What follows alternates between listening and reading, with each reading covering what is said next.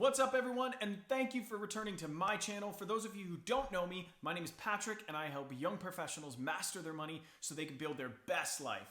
In this week's video, I'm going to tackle the classic question, is renting really throwing your money away? It's time to end the debate for good. Stick around until the end because I'll also compare who's going to be better off financially in the future, renters or buyers. Let's get started.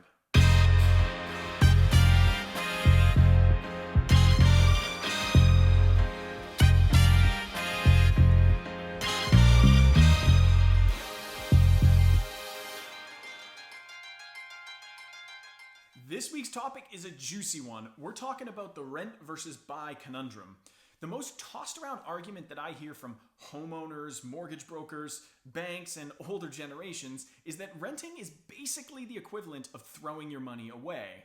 But is this really true? Let's take a look at the main argument behind this polarizing question. The main argument is that homeowners build equity and renters don't.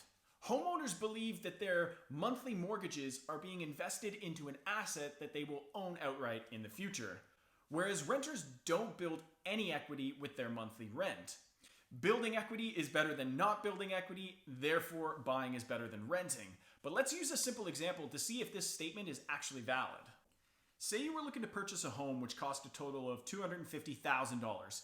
You make a $50,000 down payment and you borrow the remaining $200,000 from the bank as a mortgage. And you get a 30-year mortgage at 5% fixed rate interest. Built into the mortgage payments are property tax, which will run you another $3,000 per year, plus homeowner's insurance, which adds another $1,500 per year. Using a mortgage calculator, your monthly mortgage to cover all these costs would be $1,448.64 per month. Now that we have a clear picture of the scenario, let's dive into the detail. That monthly mortgage payment of $1,448.64 per month is made up of four components. First is the interest that you'll pay, which equals about $833 per month in the first month. Number two is taxes. This will run you $250 per month. And the third element is insurance at $125 per month. These three parts of the mortgage payment is the money that you owe and will never see again. The fourth component of the mortgage is known as the principal, which is $240.31 per month. This is the equity building part of the mortgage. This is the monthly contribution which goes towards the part of the house that you actually own. After just the first year of home ownership, you would have paid nearly $15,000 on expenses alone, but only hold an extra $3,000 in equity. Ouch. Nearly 83 cents of every dollar you spent is being thrown away on expenses as opposed to building equity in your home. The key takeaway here is that you're not building much equity, especially in the first decade and a half. Most of your mortgage payments are being thrown away on interest, insurance, and taxes. Now, the argument from homeowners' perspective would be, sure, I paid an insane amount of interest and expenses, but at least in the end, I have something to show for it. Renters have nothing. But this assumes that there's no alternative way to invest your money other than real estate. And we know that's not true. So that brings us to the second part of the statement. Renting is just throwing your money away. What if renters used the money that they saved not buying a home and invested it into the stock market? How would that work out for them? For this, let's use another example. Randy the renter versus Olivia the owner. We're going to have to make a few assumptions along the way. So let's start off by assuming that they both have a net worth of $35,000 to begin with. They start from the exact same position. Olivia, the owner, wants to buy a house worth $500,000 and has the ability to put 5% down, or $25,000. Then there's also the extra costs of land tax and transaction costs, things like legal fees, inspections, surveyors, appraisals, all that other stuff, for $10,000, bringing her grand total to $35,000, essentially all of her savings. Going forward, she has a mortgage of $475,000 plus another $15,000 for insurance, bringing the grand total to $490,000. But she now has a house worth $500,000. Olivia's new net worth is $10,000. Randy the renter, on the other hand, chooses to rent, and his monthly rent is $2,100.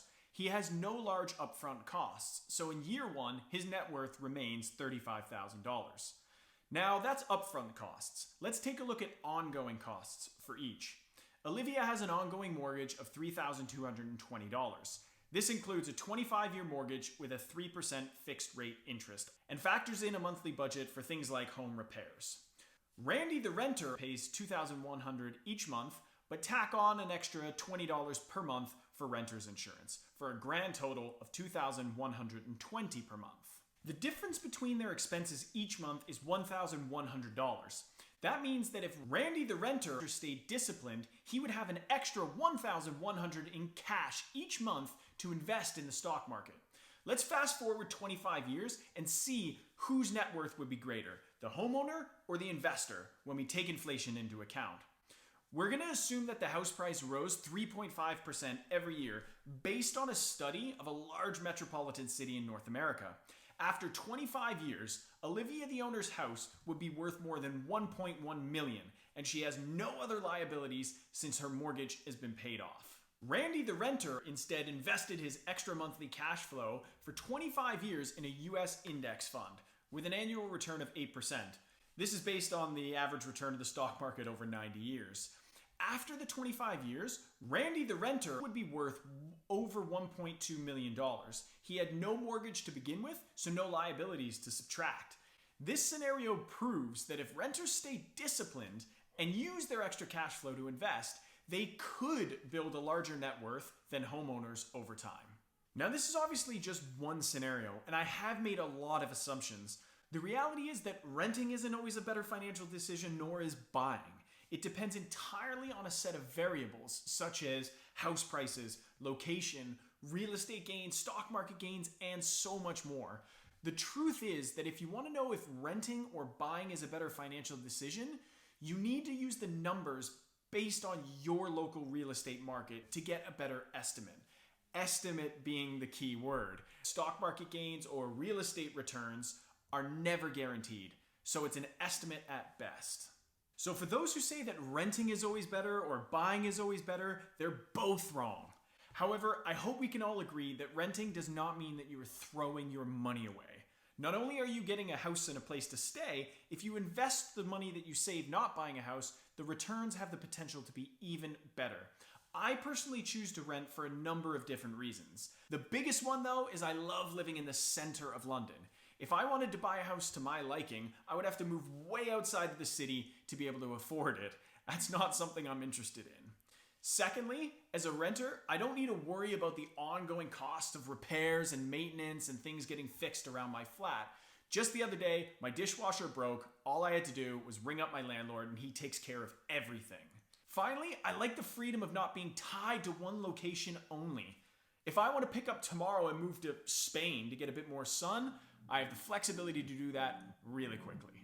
I hope you found this video useful. Let me know in the comments section below if you're a renter or a buyer and why you've made that choice. Don't forget to subscribe to my channel and ring that bell. I'm dropping videos every Wednesday and you don't want to miss it. Once again, thank you so much for watching and I will see you in the next video.